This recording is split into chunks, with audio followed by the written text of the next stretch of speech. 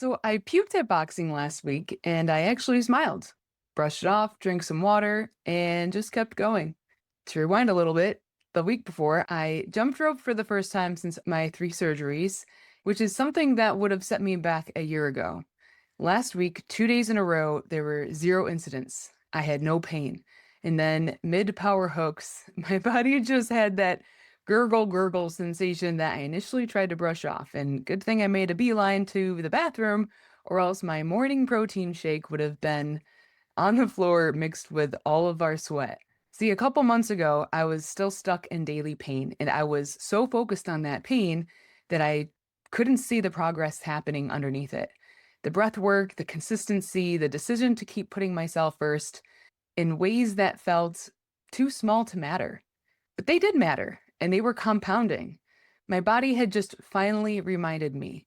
What do the kids say these days? Handed me the receipt. The thing is, though, we do this everywhere, not just with our bodies.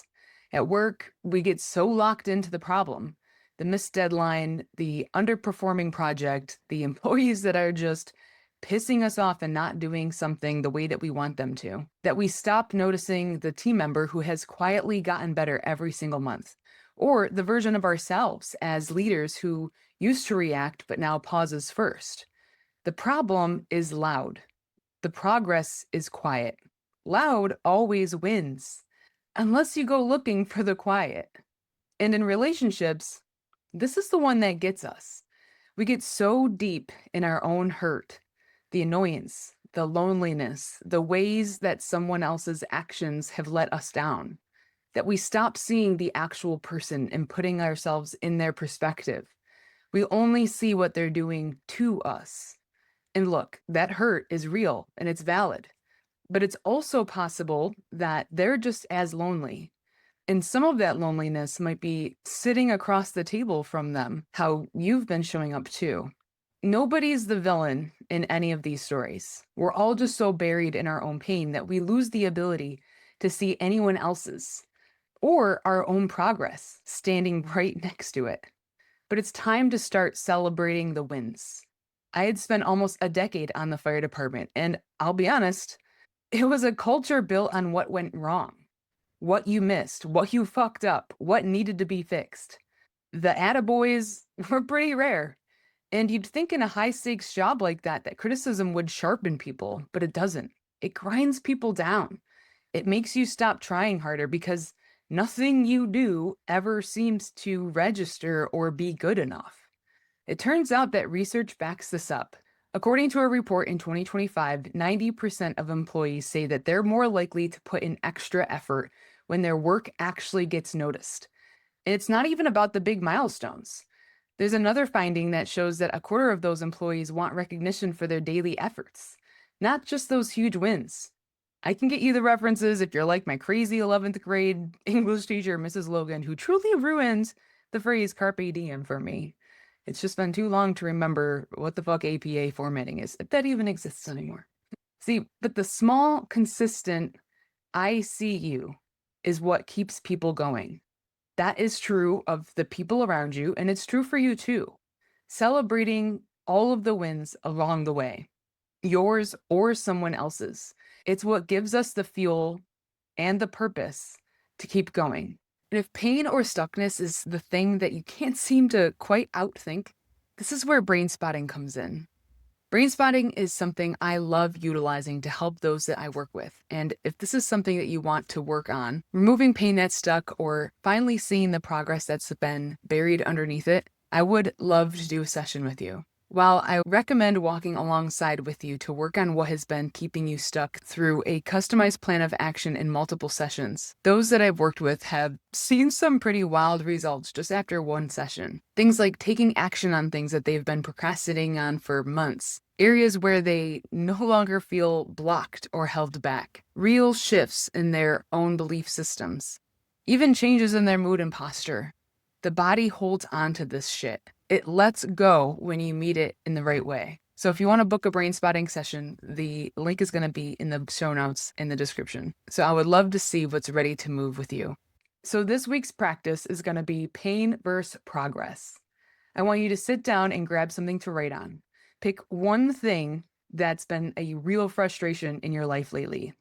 First thing I want you to do is make two columns. In the first one, write down everything about it that has been a pain in your ass, all of it, no filter. And number two, I want you to fill in the second column by writing down the progress that you've been overlooking and the things that you have been grateful for.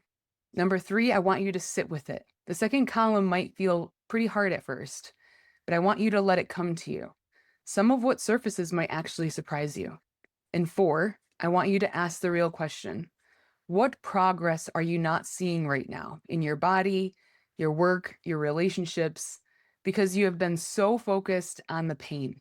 And lastly, I want you to find something that pumps you the fuck up. If you find yourself so focused on the problems and pain in your life, put on some motivational music or take up a class that gets your body moving.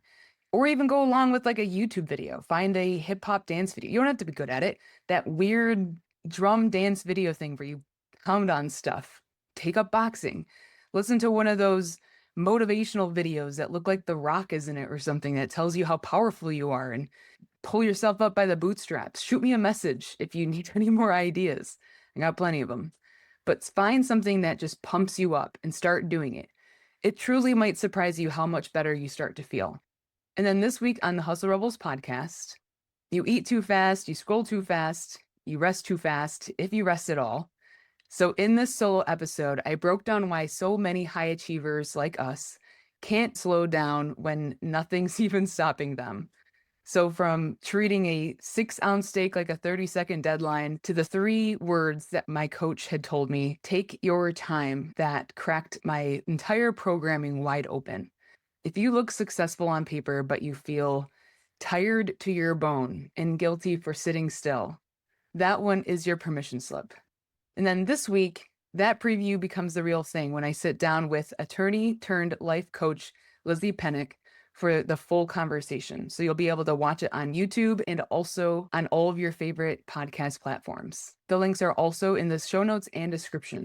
And if you're new here or feeling nostalgic, feel free to check out all of the previous episodes right down there in the show notes and description as well. And while you're at it, go ahead and subscribe to the weekly Recharge newsletter and the Hustle Rebels podcast so you don't miss any nervous system regulation tips and techniques, along with just giving yourself permission to put yourself first.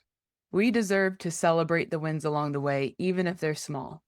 So let's all together just stop focusing on the pain so much and start focusing on the achievements.